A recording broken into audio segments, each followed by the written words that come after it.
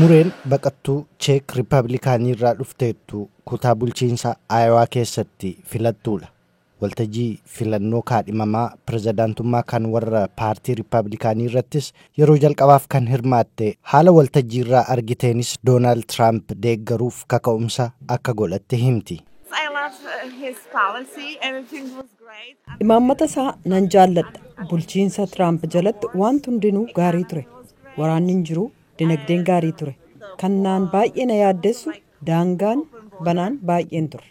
Doonaald Tiraamp kutaa bulchiinsa Aayowaatti kan argaman uummata Aayowaa isin galateeffanna galatoomaa hunda keessan isin jaallannaa jedhaniiru. We want to thank the great people of Iowa. Thank you. We love you all. Uummanni Aayowaa seenaa filannoo kaadhimamummaa pirezidaantummaa keessatti isa jalqabaa jedhamuu kan danda'u haala qilleensaa rakkisaa kan cabbii fi qorraan haguugame keessa hiriira guddaadhaan dabaree isaanii eeggataniif filatu. Jeen Gudee Aayowaa keessatti warra filatan keessaa tokko kan taate kun hirmaannaa baay'ee gaariidha jedhee yaadaa itti. Waanan itti amanan kaadhimummaaf filachaa jira. Akkan yaadutti DeSantis waanan itti amanu natti fakkaata. Tiraampiinis nan dinqisiifadha. Hojiin hojjete nan dinqisiifadha. Akkamitti akka hojjete nan dinqisiifadha. Yeroo sanatti eenyu akka ture nan dinqisiifadha. Akka carraa ta'e immoo jeequmsi isa hordofa. Bulchaan Filooriidaa duraanii DeSantis ambaasaaddara Ameerikaa dhaabbata mootummoota gamtoomanii duraanii Niikii Heelii caaluun filannoo kaadhimamummaa pirezidaantii kan paartii warra Riippaabilikaanii Aayowaa sadarkaa lammaffaan xumure.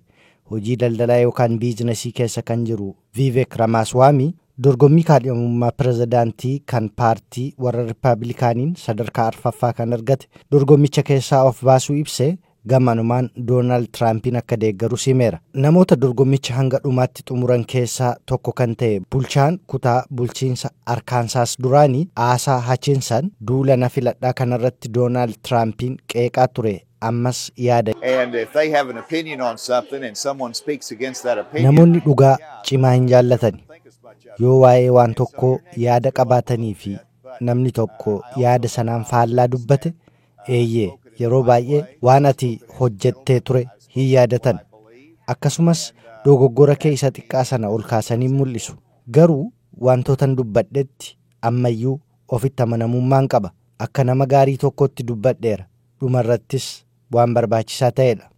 Waltajjii filannoo kaadhimamummaa pirezidaantiif paartii warra Riippaabilikaaniis kan warra Dimokiraatawaas kutaa bulchiinsa Aayowaatti hirmaatu.